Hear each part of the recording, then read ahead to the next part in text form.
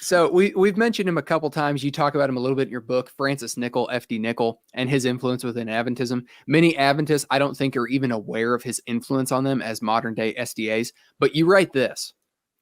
You say, quote, much of what Nichol wrote was intended to offset and refute the very damning criticisms that D.M. Canright had leveled against Ellen, which were gaining a great deal of traction with the churches condemned by Adventism in the 5 decades after Ellen's death, as we shall see in the next chapter. So in the eyes of SDAs, Nichol was the primary dragon slayer of these churches and the champion defender of Ellen White during this period. So my question to you is, what role has Francis Nichol played in covering up Ellen's big lie?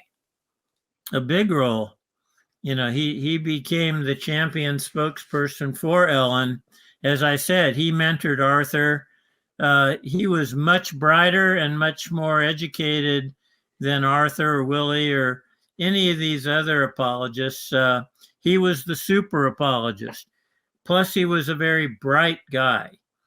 He got this fame from being in these debates with Shipley in San Francisco that were covered in national newspapers.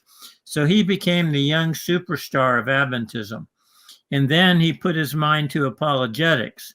And it was all about defending Ellen White. And this is that 30-year period of darkness where Ellen White becomes God. And it's largely because of Nichol.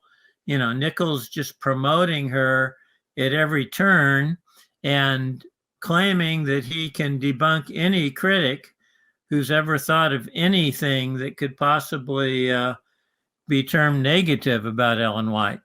And so Nichol was a huge factor. You know, even when I was growing up, F.D. Nichol was super famous. His books were super promoted and well used in the Adventist Church. I heard about Nichol very young. And, you know, I didn't come to realize that the guy was a fraud for many years. But it doesn't really matter if it's racism or shut door or whatever it is, you'll find him using the same apologetic lies and cover-ups for Ellen and he became the standard bearer for that. Most of like the apologists on my thread who say dumb things, get them from Nichol.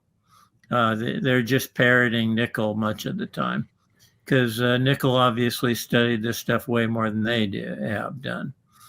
But yeah, I mean, he's like the poster child for any sort of Adventist apologetics. Absolutely. We did a stream a few months ago dealing with Ellen White's racism.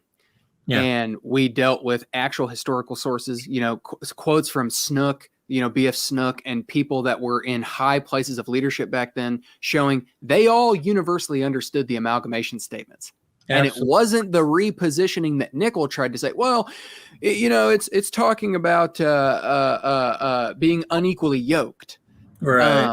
You know, these sorts of twisting defenses. No, they all understood what she said. That everyone believed the same thing until Nichol sort of, you know, he was sent on the hunt to do a specific thing to find a ghost. So he found a ghost. Right.